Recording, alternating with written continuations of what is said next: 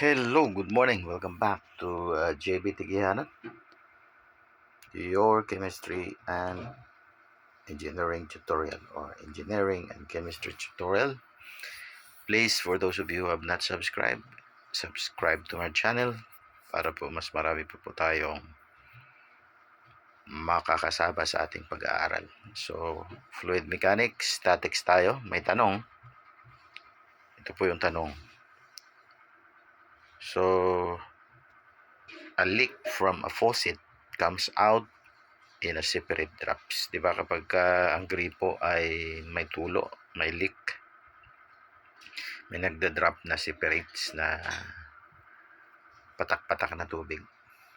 Yan yung tanong. Which of the following is the main cause of this phenomenon? Ayan. Ano daw yung main cause na phenomenon? Sa phenomenon na yan, yung droplets, yung separate drops ng water. Ano kaya yung pangunahing dahilan? Gravity ba? A. B. Air resistance ba? Nire-resist siya ng air. Magaang lang yung air. So, yan ba yung viscosity dahil siya ay malapot? O D. Yan ba dahil sa surface tension? So, i-pause nyo po yung video. Think for a while what will be your answer. Okay. So, ito po yung sagot.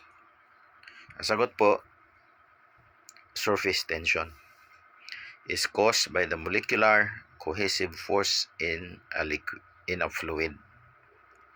Okay. So, it is the main cause of the formation ng drops of water. So, ang sagot is letter D. I hope you got it right. Thanks. Bye for now.